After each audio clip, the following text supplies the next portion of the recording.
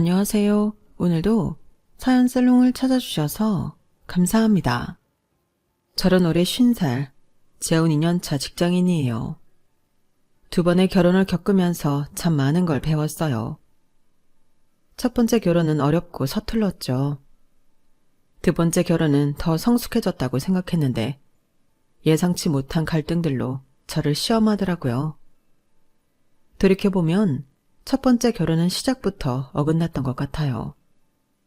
제 첫 번째 결혼은 22살, 대학교 3학년 때였어요. 그때 만난 사람은 복학생 선배였죠. 같은 과 수업에서 처음 그를 본 순간 저는 빠져들고 말았어요. 선배는 키도 크고 잘생겼고 학교 생활에선 늘 사람들에게 둘러싸여 있었어요. 처음엔 다가가기 조차 어려웠는데 같은 팀으로 과제를 하면서 자연스럽게 대화를 시작했죠. 이 부분은 네가 더 잘할 수 있을 것 같은데 깔끔하게 정리하는 거 너 진짜 잘하더라. 저에게 칭찬을 건넬 때마다 심장이 뛰었고 어느새 선배의 말과 행동 하나하나에 설레고 있었어요. 그렇게 우리는 점점 가까워졌고 결국 연애를 시작했죠. 그때 저는 세상이 제 편인 것 같았어요. 그 사람은 졸업을 앞둔 복학생이라 조금 더 어른스러워 보였고 저를 아껴주는 것처럼 보였으니까요. 데이트할 때마다 항상 센스 있게 행동했고 제가 조금이라도 힘들어하면 괜찮아? 무리하지 마. 내가 도와줄게. 이렇게 말해주던 사람이었으니까요. 그런 말들이 선배를 더욱 믿게 만들었어요. 하지만 몇 달 뒤 그 사람과의 연애가 한창 깊어지던 때 뜻밖의 일이 생겼어요. 자주 피곤하고 속이 더부룩한 게 몸이 이상해서 병원에 갔는데 의사가 초음파 사진을 건네며 말하더라고요. 축하합니다. 임신 5주 차입니다. 그 말을 듣는 순간 머릿속이 하얘지고 손이 떨리기 시작했어요. 아직 졸업도 하지 않았는데 어떻게 해야 할지 막막했죠. 어떻게 해야 할지 몰라서 눈물만 흘렸어요. 병원을 나오며 떨리는 손으로 선배에게 전화를 걸었어요. 오빠, 나 임신했대. 뭐라고? 정말이야? 선배는 한동안 말을 잇지 못하더니 담담한 목소리로 물었어요. 그럼 넌 어떻게 하고 싶어? 뭐? 그게 무슨 소리야? 네가 지우고 싶으면 지우고 아니면 키우고 네가 결정해. 선배의 뜨뜻미지근한 태도에 온몸이 떨렸어요. 저는 너무 막막하고 무서운데 선배가 이럴 줄은 몰랐거든요. 그날 밤 저는 선배를 만나 크게 싸웠어요. 오빠는 도대체 책임질 생각이 있는 거야, 없는 거야? 나 혼자 어떻게 하라는 거야? 아니, 나도 혼란스러워서 그랬던 거야. 진짜 미안해. 내가 잘못했어. 제발 화 풀어. 내가 다 책임질게. 선배는 절절히 매달리며 사과했고 울먹이는 목소리로 저를 붙잡았어요. 제발 믿어줘. 우리 결혼하자. 내가 끝까지 너랑 아이를 책임질게. 선배의 눈물 섞인 사과와 함께 뜻밖의 척언을 들으니 마음이 조금씩 풀리더라고요. 하지만 부모님께 말씀드리는 건 정말 큰 고비였어요. 연애한 지 겨우 6개월 된 남자와 결혼한다는 말을 듣고 부모님은 완전히 뒤집어졌어요. 네가 지금 무슨 소리라는 거야? 연애한 지 얼마나 됐다고 결혼이라니. 정신 차려. 아빠, 저 임신했어요. 그래서 결혼하려고요. 엄마는 충격을 받은 얼굴로 손으로 입을 가리고 눈물을 글썽였고 아빠는 한숨을 쉬며 소리를 질렀어요. 그 남자가 다 책임지겠다고 했다고? 겨우 그런 말 믿고 내 인생을 망치겠다고? 그게 네가 생각하던 결혼이야? 이건 아무리 생각해도 네가 감당 못할 일이야. 당장 헤어져. 엄마도 한참 말씀이 없으시더니 차분하게 말을 꺼냈어요. 네가 정말 아이를 지우는 게 무서워서 그런 거니? 아니면 그 사람을 믿고 싶은 거니? 무서워서 결혼을 선택하면 나중에 더 후회할 수도 있단다.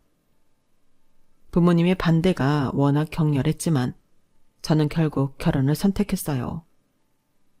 사실 처음에는 정말 이게 맞는지 확신이 없었어요. 아이를 키울 자신도 결혼 생활을 감당할 자신도 없었으니까요. 하지만 아이를 지우는 건 상상조차 할 수 없었어요. 사실은 병원에서 초음파 사진을 보던 그 순간부터 이 아이는 제게 이미 소중한 존재가 되어버렸거든요. 게다가 그날 이후로도 계속된 남자친구의 눈물 어린 사과와 절절한 약속이 제 마음을 움직였어요. 내가 다 잘못했어. 정말 미안해. 너랑 아이를 위해서라면 뭐든 할게. 제발 믿어줘. 그의 목소리에서 진심이 느껴졌고 저를 잡으려는 간절함이 보였어요. 혼란스럽고 두렵긴 했지만 아이의 아빠가 책임지겠다는 약속을 믿어보기로 했어요. 사실 부모님이 말씀하신 모든 걱정이 머릿속을 떠나지 않았어요. 그럼에도 불구하고 이 선택을 한 건 제 삶의 무게를 제가 지고 싶었기 때문이었어요. 결혼이 힘들더라도 아이와 함께라면 후회하지 않을 거라고 스스로를 다독였어요. 하지만 그 결심은 친구들의 만류로 한 번 더 무너질 뻔했죠. 사실 임신한 뒤로 친구들과의 연락도 끊은 지 좀 됐어서 결혼 소식을 친구들에게 알리기가 두렵더라고요. 아직 청춘을 더 즐겨야 할 때 남들보다 빨리 임신했다는 사실이 부끄럽기도 하고 뭐라고 말해야 할지 몰라서 한참을 숨기다가 용기를 냈죠. 얘들아, 나 결혼해. 뭐? 갑자기 무슨 결혼? 사실 선배 아이를 가졌어. 그래서 우리 아이가 태어나면 결혼하기로 했어. 친구들은 놀란 눈으로 저를 쳐다보다가 한숨을 쉬었어요. 그 선배랑 결혼한다고? 너 그 선배에 대해 제대로 알고 결혼하는 거야? 다 책임진다고 했으니까 믿어볼래. 내가 그러고 싶어. 친구들은 서로 눈치를 보더니 조심스럽게 입을 열었어요. 네가 이미 결심한 것 같아서 더 말리는 것도 이상하겠지만 정말 걱정돼서 한마디만 할게. 선배 여자 문제로 유명한 건 알고 있는 거지? 전에 그 선배 때문에 휴학한 사람도 있었고 학기 초에 같이 수업 들은 후배도 선배 때문에 학교 못 나오고 그랬잖아. 그런데 하필 그런 사람과 결혼이라니. 어려운 얘기지만 지금이라도 생각을 바꾸는 게 어때? 그동안 학교 친구들 사이에서 퍼지던 소문에는 워낙 관심이 없던 터라 선배가 그런 이미지였다는 걸 그때 처음 알았어요. 친구들의 말을 들으니 머리가 멍해졌지만 이미 돌이킬 수 없는 상황이었어요. 그래도 나라면 다르지 않을까. 아이를 가졌으니 좀 특별하지 않을까. 여전히 저를 향한 선배의 다정함이 진심이라고 믿고 싶었고 주변의 걱정을 뒤로한 채 결혼을 선택했어요. 결혼식은 조촐하게 치렀어요. 양가의 분위기가 냉랭했지만 저는 신경 쓰지 않으려 했어요. 앞으로 아이와 함께 행복한 가정을 꾸리는 게 제게 가장 중요한 일이었으니까요. 남편은 결혼식장에서 제 손을 꼭 잡으며 약속했죠. 우리가 잘해 나가자. 내가 책임질게. 그 말을 믿고 저는 모든 걸 내려놓고 남편과 아이에게 집중하기로 했어요. 하지만 결혼 생활은 처음부터 생각처럼 쉽지 않았어요. 결혼 후 임신한 동안 남편은 나름대로 노력했어요. 아이가 뱃속에서 자라는 동안 남편은 집안일도 거들고 제가 입덧으로 힘들어하면 야식을 사오거나 허리도 주물러줬어요. 조금만 참아. 우리 아이 태어나면 너랑 우리 딸 행복하게 해줄 거야. 남편의 다정한 말과 행동은 저를 조금씩 안심시켰고 이 결혼을 선택한 게 틀리지 않았다고 믿고 싶게 만들었죠.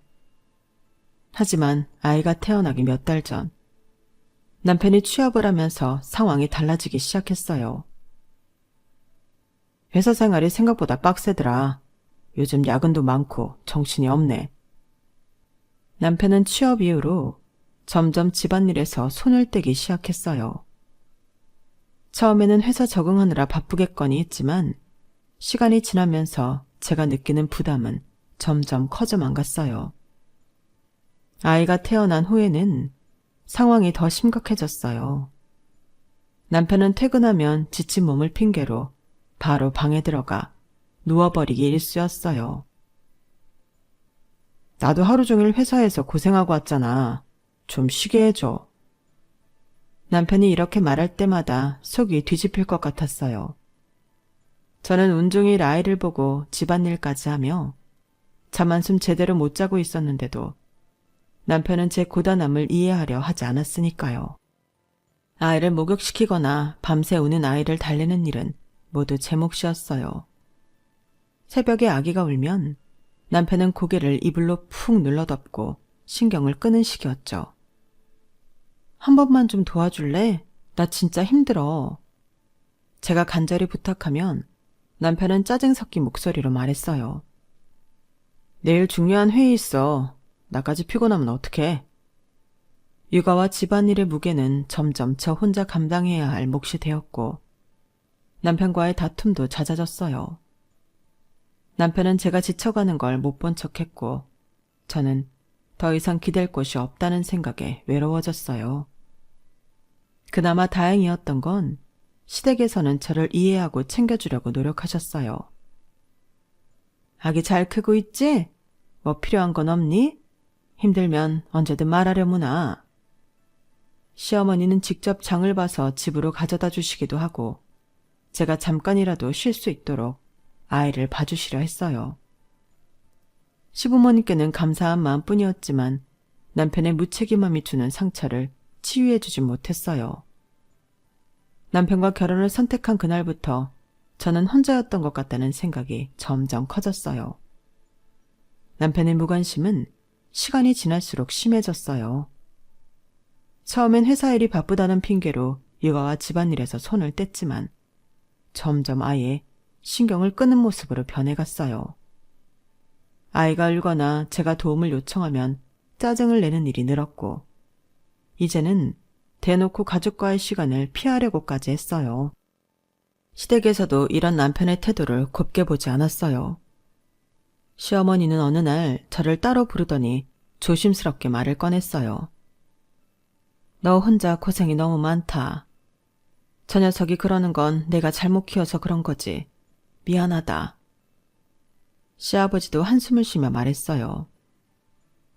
회사에서 고생하는 건 알겠지만 가족을 이 정도로 외면하면 안 되는데 저놈 정신 차릴 방법이 없을까? 시댁에서는 주기적으로 아이를 봐주며 제가 잠시라도 쉴 수 있게 도와줬어요. 그러나 남편의 태도는 나아지지 않았어요. 오히려 회사에서 지인들과 술을 마시고 늦게 들어오는 일이 잦아졌고 주말에는 밖으로 나가버려 가족과 보내는 시간이 거의 없어졌죠. 그리고 어느 날 남편이 바람을 피우고 있다는 상황을 직접 목격하게 됐어요. 아이와 산책을 마치고 집으로 돌아오던 길이었어요. 우연히 근처 카페 안에서 남편이 낯선 여자와 함께 있는 모습을 봤어요. 둘은 머리를 맞대고 웃으며 대화를 나누고 있었고 그 모습은 친구 이상의 분위기였죠. 가슴이 철렁 내려앉았어요. 설마 아닐 거라고 애써 부정하려 했지만 남편의 태도를 생각하면 의심이 확신으로 변해갔어요. 그날 밤 남편에게 물었어요. 오늘 카페에서 본 여자 누군데 그렇게 다정하게 있었어? 남편은 잠시 당황하는 기색을 보이더니 대수롭지 않다는 듯 웃으며 넘겼어요. 동료야, 무슨 말을 그렇게 하냐? 하지만 저는 이미 알 수 있었어요. 그의 거짓말이 너무 뻔하다는 걸요. 결국 저는 이혼을 결심했어요. 남편과 더 이상 대화도 믿음도 이어갈 수 없었거든요. 이혼 이야기를 꺼냈을 때 남편은 대수롭지 않다는 듯 말했어요. 그래, 너도 힘들었을 테니 그게 좋겠지. 그 순간 그의 무책임한 태도가 이 결혼의 끝을 말해주는 것 같았어요. 하지만 시댁만큼은 끝까지 저를 챙겼어요. 이혼 소식을 들은 시어머니는 제 손을 꼭 잡고 말했어요. 네가 이 결혼을 끝내는 건 맞는 선택일 거야. 하지만 네가 고생한 건 우리가 다 알아. 네가 우리 가족이었던 시간 절대 잊지 않을게. 시아버지도 말씀을 보탰어요. 아이는 우리 집에 언제든 데려와도 좋다. 네가 힘들면 꼭 연락해라. 이혼 서류에 도장을 찍던 날, 저는 남편과의 결혼 생활이 끝났다는 것보다 시댁이라는 좋은 어른들과 헤어진다는 게 더 아쉽게 느껴졌어요. 이혼 후에도 시어머니와 시아버지는 종종 연락을 주셨고, 저는 그분들의 따뜻함에 마음이 한결 가벼워지곤 했어요. 첫 번째 결혼의 경험 때문인지 시댁이라는 것에 크게 두려움을 갖고 있지 않았어요. 전 남편과의 결혼 생활은 무너졌지만 시댁과는 정말 좋은 관계를 유지했거든요. 시어머니와 시아버지가 끝까지 저를 이해해주고 챙겨줬던 기억 덕분에 결혼을 다시 생각할 때도 시댁에 대한 두려움은 크지 않았어요. 저는 첫 번째 결혼이 끝난 후 혼자가 되는 게 무섭기도 했지만 그보다는 새로운 시작을 해야겠다는 생각으로 마음을 다잡았어요. 그렇게 입사한 회사에서 두 번째 남편을 처음 만났어요. 저와는 입사 동기로 이미 결혼한 유부남이었어요. 첫인상부터 참 좋은 사람이란 생각이 들었어요. 모든 일에 진심을 다했고 동료들을 배려하며 분위기를 부드럽게 만드는 사람이었어요. 같이 프로젝트를 진행하면서 가까워졌는데 그때마다 드는 생각은 딱 하나였죠. 저런 남자랑 결혼한 사람은 정말 행복하겠다. 그의 말 한마디 한마디가 따뜻했고 그가 아내와 보내는 시간을 소중히 여긴다는 게 느껴졌거든요. 아침에 아내가 샌드위치 싸줬어. 덕분에 하루 시작이 좋네. 오늘 집에 가면 아내랑 같이 저녁 만들기로 했어. 빨리 끝내야겠다. 그런 말을 들을 때면 저는 가끔 첫 번째 결혼을 떠올리며 부러운 마음이 들기도 했죠. 하지만 시간이 지나면서 그 사람의 표정이 점점 어두워지기 시작했어요. 웃음이 줄고 사소한 대화 속에서도 피곤함이 느껴졌어요. 어느 날 퇴근 후 술 한잔 하자는 말에 처음으로 둘이서 진솔한 이야기를 나눌 기회가 생겼어요. 아내랑은 여전히 잘 지내지? 지나가듯 물은 말에 갑자기 술잔을 내려놓더니 속마음을 말해주더군요. 사실 잘 못 지내. 매일 싸워. 내가 뭐만 하면 아내는 감시하듯 묻고 내가 조금만 늦어도 전화해서 난리를 치거든. 그랬구나. 그런 얘긴 처음 듣네. 말해봤자 뭐가 달라지나. 다들 내가 가정적이고 잘 산다고 생각할 텐데. 그날 저에게 처음으로 아내의 과도한 집착과 부부싸움으로 인한 고통을 털어놓더라고요. 회사에서라도 웃고 있어야 숨을 쉴 수 있다는 말도 덧붙였죠. 결국 그 사람의 결혼 생활도 몇 년을 버티지 못하고 끝났어요. 이혼 소식을 들었을 때 저는 내심 걱정이 많이 되더라고요. 비슷한 경험을 했던 저로서는 그 마음이 얼마나 무거울지 알 것 같았거든요. 많이 힘들지? 나도 겪어봐서 잘 알아. 그래도 네가 이 시간들을 잘 버텨내고 있는 것만으로도 대단한 거야. 너 아니었으면 나 진짜 많이 힘들었을 거야. 고마워. 위안이 많이 된다. 그렇게 서로의 상처를 이해하며 이야기를 나누다 보니 우리는 자연스럽게 더 가까워졌어요. 믿음직한 동료 사이에서 서로에게 기대는 관계로 조금씩 변해갔죠. 어느 날 늦은 시간까지 일을 마치고 함께 퇴근하던 길에 남편이 조심스럽게 말을 꺼냈어요. 네가 없었으면 나 진짜 많이 힘들었을 거야. 너랑 이야기하면 마음이 편안해져. 같은 경험을 공유한 사람끼리의 대화가 주는 위로는 정말 컸어요. 남편도 저도 서로의 아픔과 고민을 이해하고 공감할 수 있었기 때문이었죠. 서로의 존재가 점점 소중해지면서 자연스럽게 식사 약속이나 개인적인 시간을 함께 보내는 일도 많아졌어요. 요즘엔 회사 끝나고도 네 생각을 많이 해. 너랑 있으면 이상하게 웃을 일이 많아지는 것 같아. 그 말을 들으니 저도 같은 마음이라는 걸 깨달았어요. 직장 동료로 시작된 관계였지만 어느새 이 사람의 존재가 제 일상에서 점점 커지고 있었거든요. 시간이 지날수록 서로의 감정은 명확해졌고 우리는 자연스럽게 연인이 되었어요. 함께 보내는 시간이 많아질수록 남편의 진심이 느껴졌고 저도 더 깊이 믿고 의지하게 되었죠. 연애를 시작하고 시간이 흐르면서 남편은 점점 더 진지한 이야기를 꺼내기 시작했어요. 어느 날 저녁 조심스럽게 말을 꺼내더라고요. 우리 진짜 결혼에 대해 생각해 볼래? 너랑 평생 함께하고 싶어. 그 말에 마음이 설렜지만 동시에 복잡한 생각이 들었어요. 첫 번째 결혼의 기억이 아직 제 안에 남아있었기 때문이었죠. 결혼 이야기가 구체적으로 오가던 중 남편은 자신의 첫 번째 결혼에 대해 더 솔직하게 털어놓았어요. 사실 우리 집에서 내 재혼을 그렇게 반기지 않을지도 몰라. 첫 결혼 때 우리 가족이 많이 힘들었거든. 남편은 과거 아내의 집착과 문제들로 인해 시댁 전체가 큰 스트레스를 받았다고 이야기했어요. 전부인은 너무 집착이 심해서 내가 집에 조금만 늦어도 부모님께 전화를 걸어서 난리를 쳤어. 그리고 우리 부모님이 뭘 해도 항상 불만이었고 결국 모든 관계가 엉망이 됐지. 남편의 얼굴에 어두운 표정이 서리자 저도 예비시댁이 겪었을 스트레스를 이해할 수 있을 것 같았어요. 우리 부모님은 그 기억 때문에 내 재혼을 쉽게 받아들이지 못할 수도 있어. 하지만 너는 다르다는 걸 보여주고 싶어. 우리 부모님도 널 보면 분명히 마음을 열 거야. 남편의 진심이 느껴졌고 저는 오히려 그런 배려가 고맙게 느껴졌어요. 시댁의 입장도 충분히 이해됐고요. 하지만 결혼은 결국 두 사람이 함께 만들어가는 것이고 이런 어려움 정도는 극복할 수 있을 거라는 생각이 들었어요. 어느 날 시댁을 찾아가 인사를 드리게 되었어요. 긴장이 됐지만 옆에 누구보다 제 편인 남편이 있으니 괜찮겠지 하고 마음을 다잡았죠.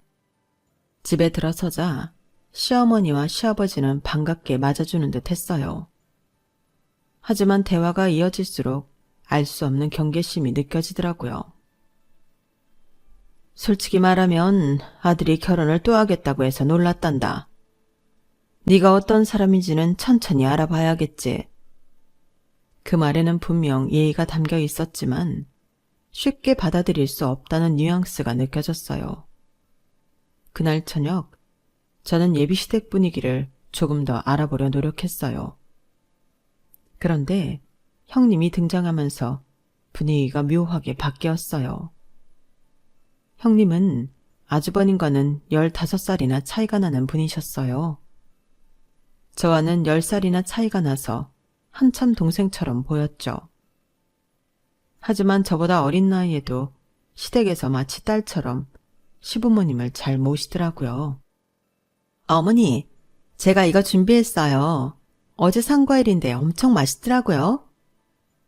형님이 밝게 웃으며 과일을 건네자 시어머니와 시아버지는 환한 얼굴로 형님을 바라봤어요. 네가 또 이렇게 우리를 싹싹하게 챙기는구나. 너만 있으면 우리 집이 더 화사해진다.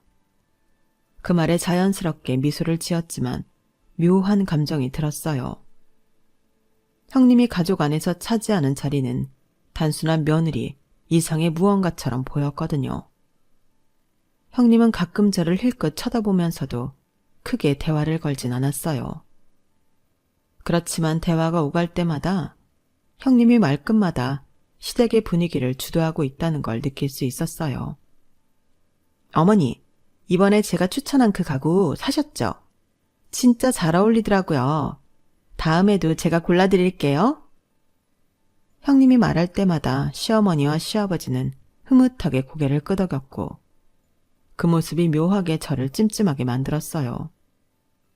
그날 집을 나서며 남편에게 조심스레 물었어요. 형님 되실 분이 시댁에서 되게 중요한 사람인 것 같아. 딸처럼 예뻐하시더라. 남편은 애매하게 웃으며 대답했어요.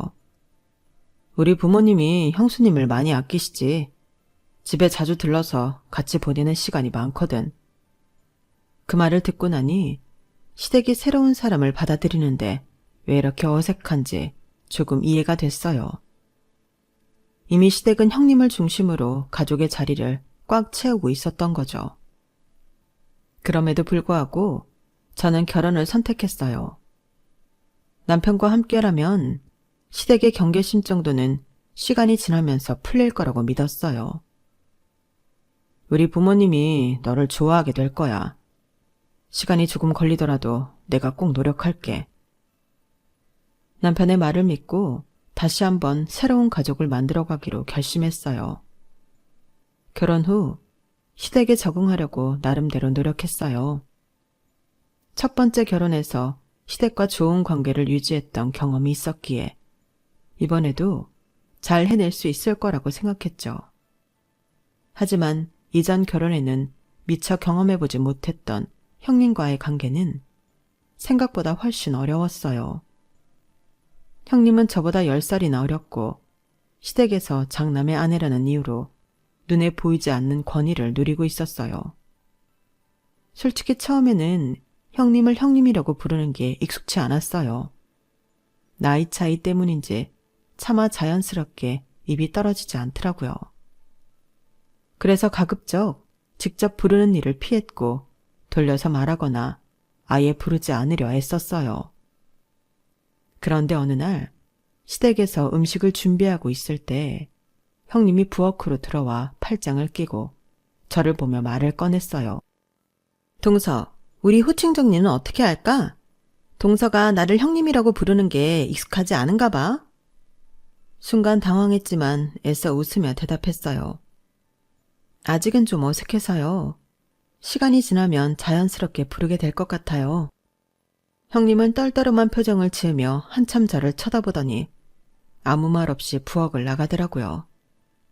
그리고 몇 분 뒤 시어머니와 시아버지를 데리고 다시 들어왔어요. 형님은 마치 큰일이라도 난 것처럼 말했죠. 어머님, 아버님, 동서가 저를 형님이라고 부르는 게 익숙하지 않으시대요. 호칭 정리를 한 번에 확실히 해야 할 것 같아요. 갑작스러운 상황에 말문이 막혔어요.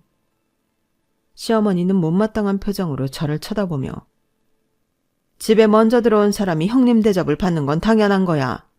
예, 넌 초혼도 아니고 나이도 있는데 이런 건 기본 아니니? 시아버지도 고개를 끄덕이며 맞장구를 쳤어요. 맞아.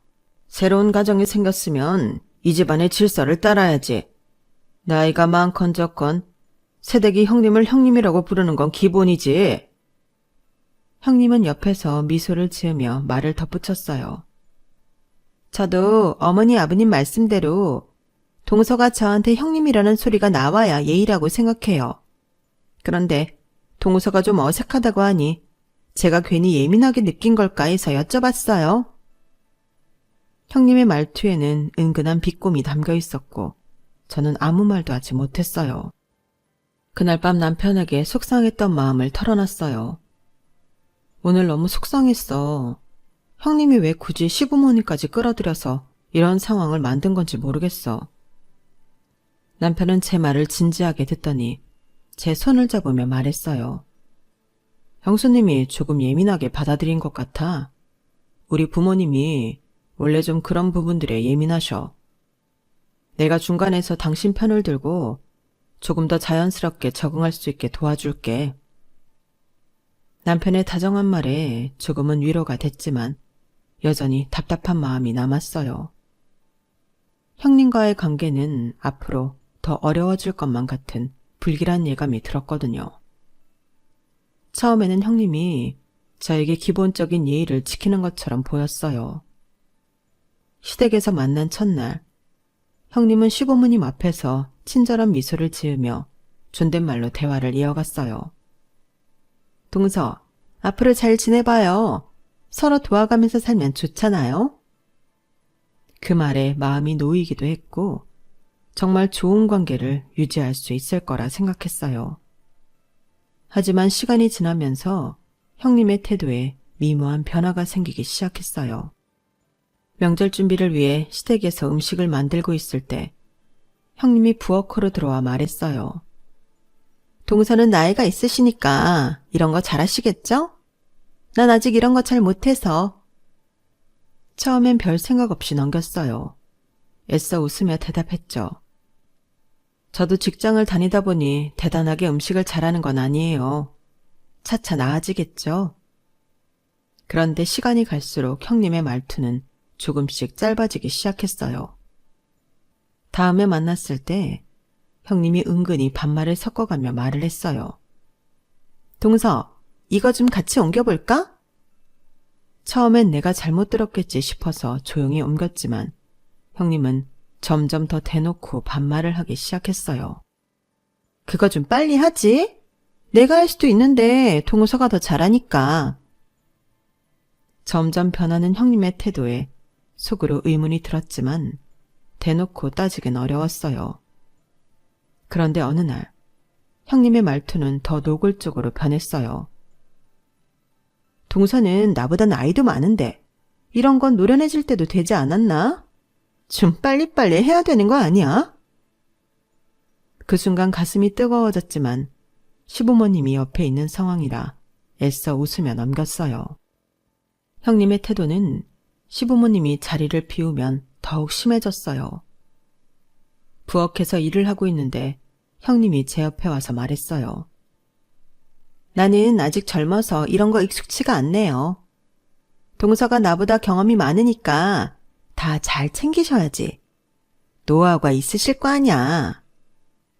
그 말을 듣는 순간 참을 수 없었어요. 조용히 형님에게 물었죠. 형님, 제가 뭔가 잘못했나요? 왜 저한테 이런 식으로 말씀하세요? 형님은 태연하게 웃으며 대답했어요. 뭐가 문제예요? 내가 못할 소리라도 했나? 형님의 무례한 태도는 남편이 없을 때 더욱 심해졌지만 남편이 있을 때는 어김없이 다정한 태도를 유지했어요. 남편에게 이런 상황을 털어놓았을 때도 남편은 쉽게 믿지 못하더라고요. 형수님이 그랬다고? 내 앞에서는 그런 적이 없어서 그런가? 상상이 안 가. 남편의 반응에 더 큰 답답함이 밀려왔어요. 형님이 두 얼굴을 가진 사람처럼 느껴졌고 이 모든 상황을 제가 혼자 견뎌야 하나 싶은 생각에 고립감이 커졌어요. 시간이 갈수록 형님은 점점 더 선을 넘기 시작했어요. 처음엔 부엌에서 시작된 짧은 말투가 거실로 이어졌고 이제는 가족들 앞에서도 대놓고 무시하는 말들을 하기 시작했죠. 명절날 시댁에 모여 음식을 준비하던 중 형님이 제게 말을 걸었어요. 동서, 이런 건 미리 손질을 해놨어야지. 몇 번을 말해 알아듣나? 처음엔 제가 잘못 들은 건가 싶었지만 형님의 말투는 점점 더 노골적으로 변했어요. 저녁 식사 자리에서 형님은 가족들 앞에서도 말을 짧게 하기 시작했어요. 역시 동서는 한번 갔다 온 사람이라 그런가? 요리 맛이 좋다니까? 가족들 앞에서 선을 넘는 말투였지만 아무도 이를 문제 삼지 않았어요. 심지어 시어머니는 형님의 말을 듣고 웃으며 맞장구 쳤어요. 우리 작은댁 며느리가 요리는 괜찮게 하니까 걱정이 없구나. 큰데 가기는 아직 배우는 중이니까. 참다 못한 저는 형님에게 조심스럽게 말했어요. 형님, 저한테 왜 이렇게 말씀하세요? 제가 뭔가 잘못한 게 있나요? 형님은 아무렇지 않은 얼굴로 대답했어요. 내가 뭘? 뭘이라고 하시면 제가 뭐라 말씀드려야 할지 모르겠는데 저도 예의를 지키는 만큼 형님께서도 제게 최소한의 예의는 지켜주셨으면 해요. 그러니까 무슨 예의? 웬만하면 서로 존칭을 했으면 좋겠는데요. 나이 차이도 좀 있고. 뭐? 아니, 동서가 너무 예민하게 받아들이는 거 아니야? 동서가 나를 형님이라고 부르는 걸 너무 어색해하길래 편해지려면 내가 먼저 좀 편하게 대해줘야지 싶어 그런 건데. 그 뻔뻔한 태도에 순간 말문이 턱 막히더라고요. 그런데 더 황당했던 건 형님의 말에 동조하는 듯한 다른 가족들의 분위기였어요. 약간의 침묵 끝에 시어머니가 나섰어요. 얘야, 왜 그렇게 예민하게 구니? 큰애가 너를 힘들게 하려고 그런 것도 아닌데. 시어머니의 말에 시아버지도 덧붙였어요. 그래, 나이가 어릴지라도 형님은 존중해야 하는 거야. 어리다고 윗사람을 아래로 두려고 하면 쓰나. 이 상황을 지켜보던 남편이 제 편을 들어주며 말을 꺼냈어요. 엄마, 아빠, 형수님이 말투가 좀 지나치긴 하셨어요. 이 사람도 잘해보려고 노력도 하고 있는데 이렇게 힘들게 하면 안 되죠. 하지만 남편의 말이 끝나기가 무섭게 아주버님이 나섰어요. 뭐? 너 지금 우리 부부 무시하는 거야? 이 사람이 우리 집안의 맏며느리로 몇 년이나 더 살았는데 그걸 존중하지 않겠다는 거냐고. 아주버님의 목소리는 단호했고 남편과 제가 마치 잘못한 사람처럼 몰리는 분위기가 됐어요. 형님은 아주버님의 말에 맞장구 치며 웃음을 띄웠어요. 맞아요. 내가 이 집안에서 더 오래 며느리로 있었으니까 동서가 날 형님으로 대접할 거면 제대로 하는 게 맞죠? 형님의 말투와 태도는 너무나 당당했고 그 모습을 보니 가슴이 턱 막혔어요.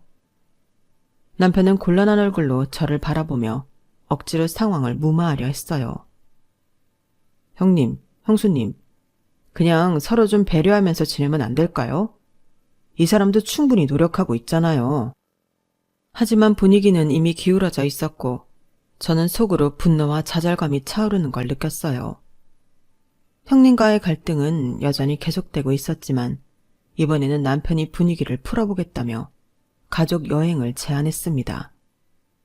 시부모님, 형님 부부, 그리고 우리 부부가 함께 떠난 여행이었죠.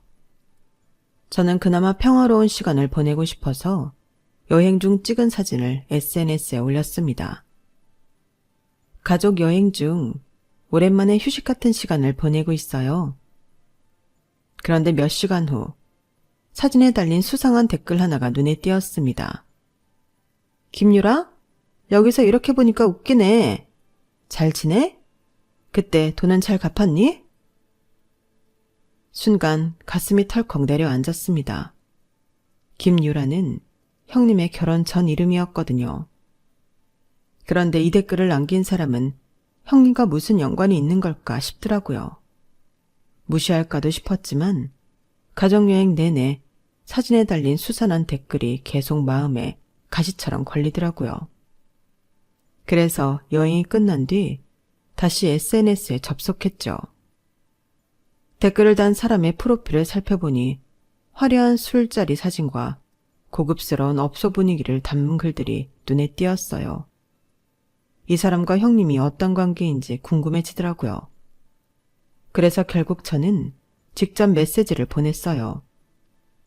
안녕하세요. 혹시 제 사진에 달아주신 댓글에 관해 여쭤보고 싶은 게 있는데요. 김유라라는 분을 아시는 것 같았어요. 곧장 답장이 왔습니다. 네, 제가 아는 김유라 맞는 것 같은데요.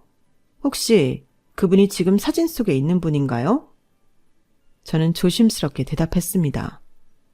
네, 저희 가족이세요. 혹시 전에 어떤 관계가 있으셨는지 여쭤봐도 될까요? 상대방은 잠시 있다가 장문의 메시지를 보내왔습니다. 아, 그분이요? 유흥업소에서 일했던 분이에요.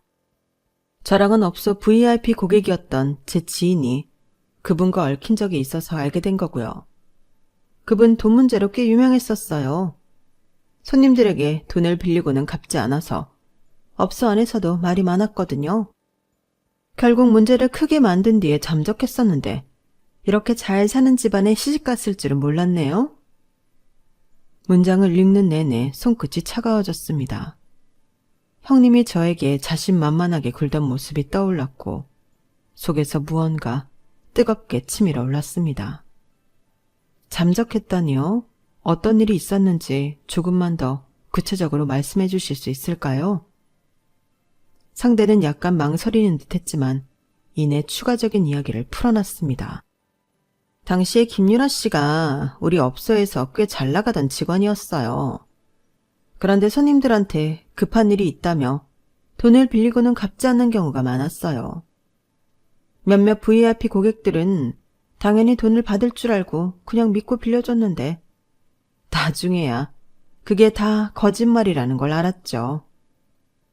어떤 손님들은 큰 돈을 빌려줬다가 결국 법적 조치를 취하려고도 했는데 김유라 씨가 업소를 그만두고 완전히 사라져서 흐지부지 끝난 걸로 알아요. 그 뒤로 결혼한다는 소문만 들었고요. 결혼. 머릿속에서 퍼즐 조각이 하나씩 맞춰지기 시작했어요. 형님이 결혼으로 과거를 덮으려 했다는 게 분명해 보였죠. 혹시 지금도 그 돈에 대해 연락을 기다리시는 분들이 있나요? 아직 문제가 남아있는 걸까요? 상대는 대답했습니다. 아마 있을 겁니다. 업소 쪽 사람들은 대부분 잊었겠지만 돈대의 몇몇 고객들은 아직도 기억하고 있을 가능성이 높아요. 그 사람들도 빌려준 돈을 잊어버릴 만큼 부유한 사람들이 아니었으니까요. 대화를 마치고 나니 머릿속이 복잡해졌습니다. 형님이 이런 과거를 숨기고 어떻게 지금의 자리를 차지했는지 이해가 되면서도 그 과거가 언제 드러날 거라는 확신이 들었죠. 그 후로 몇 달 뒤, 명절날 시댁에서 모두가 모인 자리였습니다. 형님은 여느 때처럼 저를 비꼬며 가족들 앞에서 자신만만한 태도를 보였죠. 동서, 빨리 와서 이것 좀 해줘. 알잖아, 내가 이런 거 잘 못하는 거. 시어머니는 형님의 말에 아무렇지 않게 웃으며 맞장구를 쳤습니다. 그래, 큰댁 며느리가 든든하니 얼마나 좋아. 빠릿빠릿하게 형님을 잘 도와야지. 그 말을 듣는 순간 저는 마음속으로 피식 웃었습니다. 며칠 전 형님의 과거를 알고 난 뒤부터 이런 상황이 더 이상 불편하지 않았거든요. 오히려 기다렸죠. 형님이 또 무슨 말을 하실지요. 부엌에서 형님과 단둘이 남은 순간 저는 자연스럽게 휴대폰을 꺼내들며 아무렇지 않게 말을 건넸습니다. 형님, 혹시 이분 기억하세요? 얼마 전에 제 사진에 댓글을 다셨던 분인데 형님께 돈을 갚으라고 하시더라고요. 제가 보여준 건 형님의 과거 사진이었습니다. 유흥업소에서 손님과 친밀하게 찍힌 사진이었고 사진 속 형님은 지금과는 전혀 다른 모습이었죠. 형님은 사진을 보는 순간 얼굴이 하얗게 질렸습니다. 이게 뭐야? 어디서 이런 걸 본 거야? 형님의 목소리는 떨리고 있었고 손끝까지 불안이 스며드는 게 보였습니다. 저는 일부러 아무렇지 않은 척 가볍게 웃으며 대답했죠. 아, 그냥요. 사진에 달린 댓글 보고 궁금해서 물어봤더니 이 사진을 보내주시더라고요.